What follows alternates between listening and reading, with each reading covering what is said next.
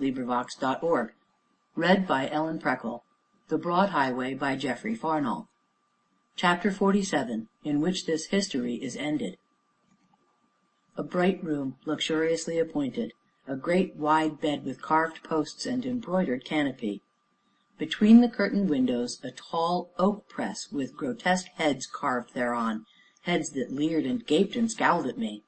But the bed and the room and the oak press were all familiar, and the grotesque heads had leered and gaped and frowned at me before, and haunted my boyish dreams many and many a night.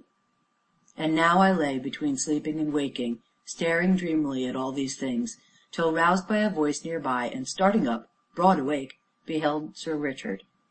"Deuce take you, Peter!" he exclaimed. "I say, the devil fly away with you, my boy! Curse me, a nice pickle you've made of yourself, with your infernal revolutionary notions, your digging and blacksmithing, your walking tours." "Where is she, Sir Richard?" I broke in. "Pray, where is she?" "She?" he returned, scratching his chin with the corner of a letter he held. "She? She whom I saw last night. You were asleep last night and the night before." "Asleep? Then how long have I been here?" "3 days, Peter." "And where is she? Surely I have not dreamed at all. Where is Charmian?" "She went away this morning." "Gone! Where to? Gad, Peter, how should I know?" But, seeing the distress in my face, he smiled and tendered me the letter. "She left this for Peter when he awoke, and I've been waiting for Peter to wake all morning." Hastily I broke the seal, and, unfolding the paper with a tremulous hand, read: "Dearest, noblest, and most disbelieving of Peters, oh, did you think you could hide your hateful suspicion from me who knows you so well? I felt it in your kiss, in the touch of your strong hand, I saw it in your eyes. Even when I told you the truth and begged you to believe me, even then, deep down in your heart, you thought it was my hand that had killed Sir Maurice. And God only knows the despair that filled me as I turned and left you.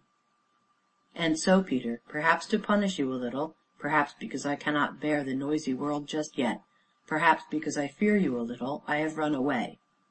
But I remember also how, believing me guilty, you loved me still, and gave yourself up to shield me, and, dying of hunger and fatigue, came to find me. And so, Peter, I have not run so very far, nor hidden myself so very close, and if you understand me as you should, your search need not be so very long.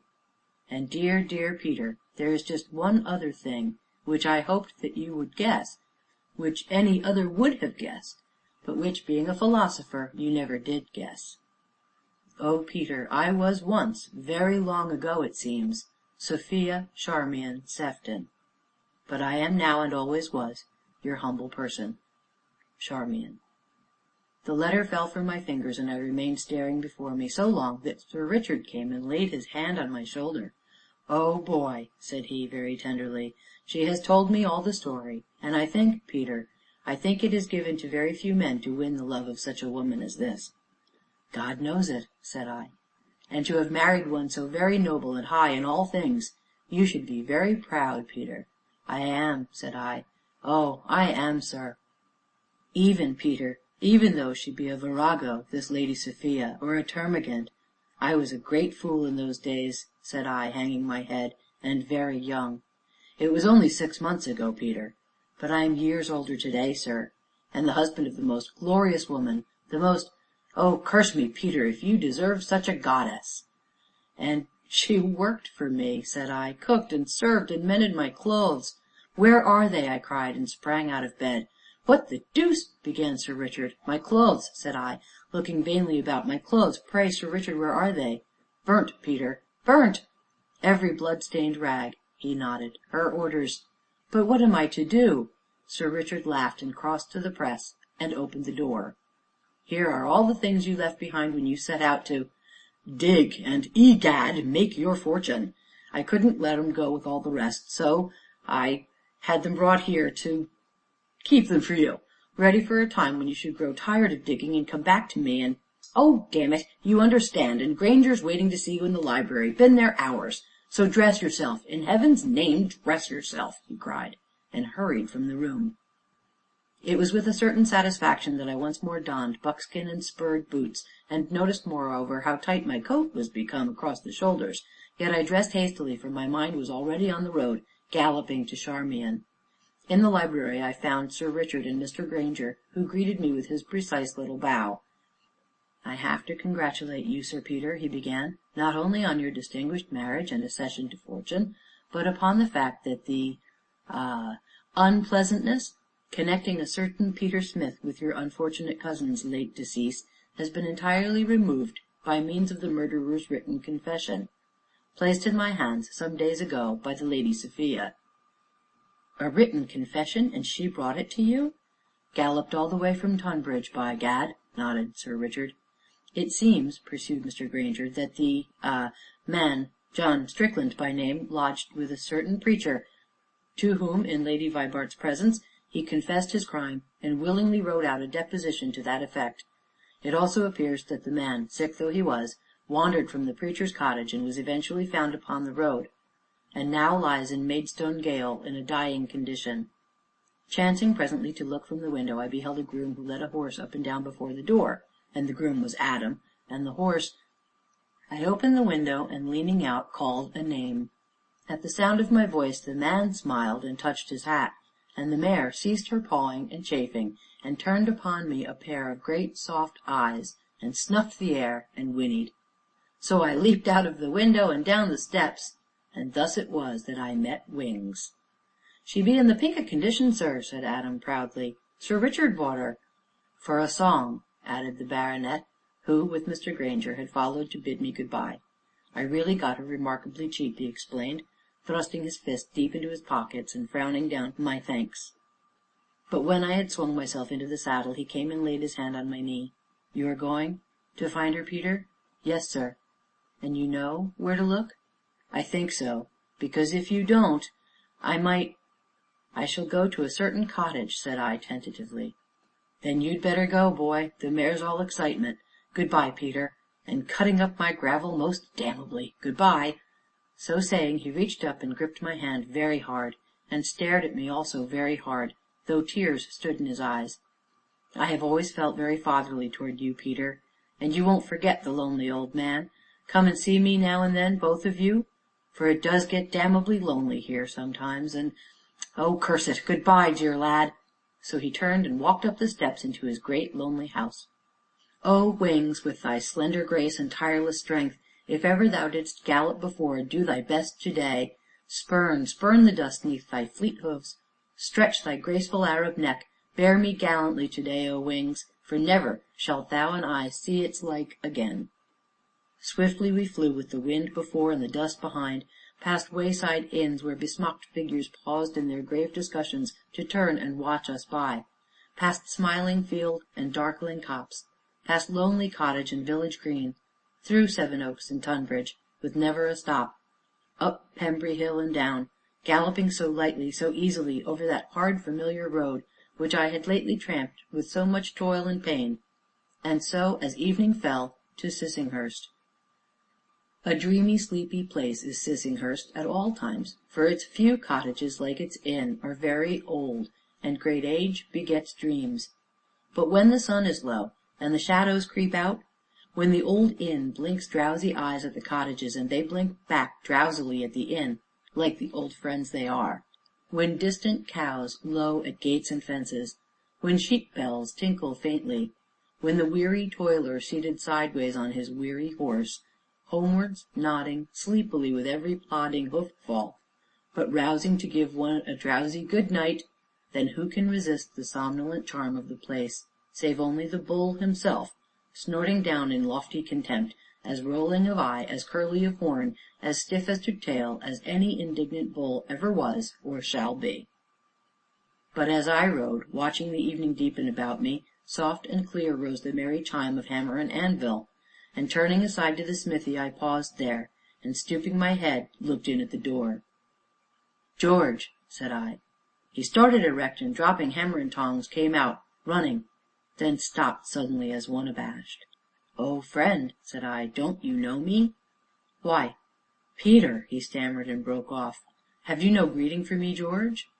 I heerd you was free, Peter, and I was glad because you was the man I loved, and I've been waiting for 'ee to come back, but now you be so changed, so fine and grand, and I be all black with soot from the fire. Oh, man, you bean't my Peter no more."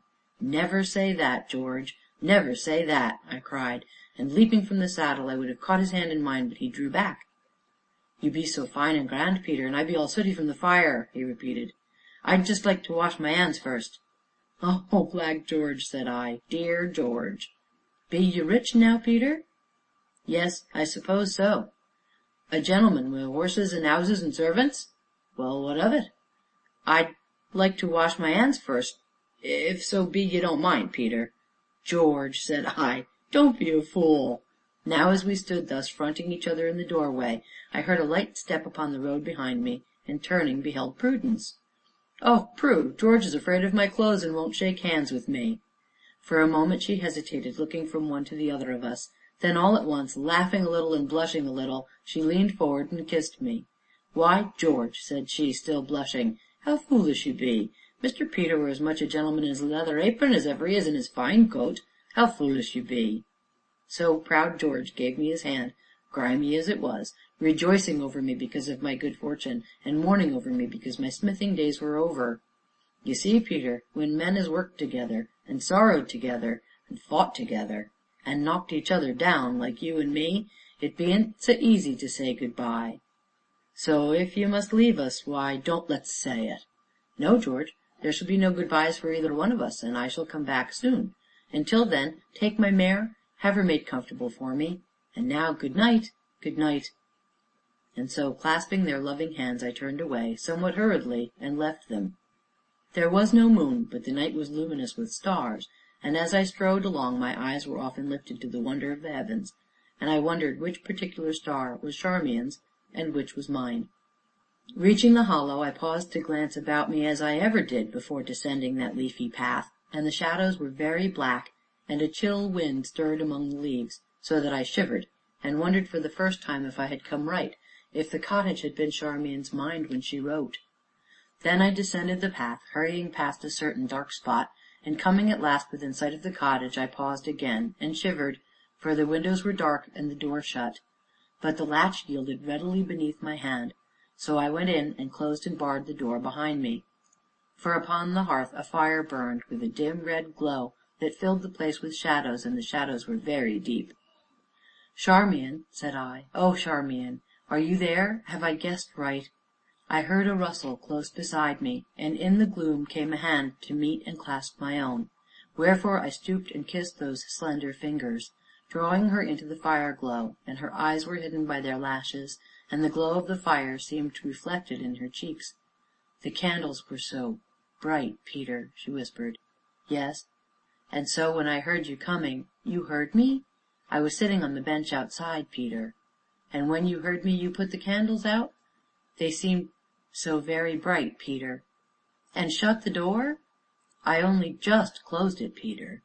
She was still wrapped in her cloak, as she had been when I first saw her, wherefore I put back the hood from her face, and behold, as I did so, her hair fell down, rippling over my arm, and covering us both in splendor, as it had done once before. "Indeed, you have glorious hair," said I. "It seems wonderful to think that you are my wife. I can scarcely believe it even yet."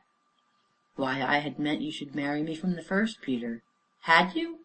Do you think I should ever have come back to this dear solitude otherwise?" Now, when I would have kissed her, she turned her head aside. "Peter." "Yes, Charmian." "The Lady Sophia Sefton never did gallop her horse up the steps of St. Paul's Cathedral." "Didn't she, Charmian?" "And she couldn't help her name being bandied from mouth to mouth, or hiccoughed out over slopping wine glasses, could she?" "No," said I, frowning. "What a young fool I was! And Peter?" "Well, Charmian." "She never was, and never will be, buxom or strapping, will she? Buxom is such a hateful word, Peter. And you love her?" "Wait, Peter, as much as you ever loved Charmian Brown?" "Yes," said I, "yes." "And nearly as much as your dream woman?" "More, much more, because you are the embodiment of all my dreams. You always will be, Charmian, because I honor you for your intellect, and worship you for your gentleness and spotless purity, and love you with all my strength for your warm, sweet womanhood, and because you are so strong and beautiful and proud." And because, Peter, because I am just your loving, humble person. And thus it was I went forth a fool, and toiled and suffered and loved, and in the end got me some little wisdom. And thus did I, all unworthy as I am, win the heart of a noble woman, whose love I pray will endure, even as mine will, when we shall have journeyed to the end of this broad highway, which is life, and into the mystery of the beyond. End of In Which This History Is Ended. End of The Broad Highway by Geoffrey Farnall.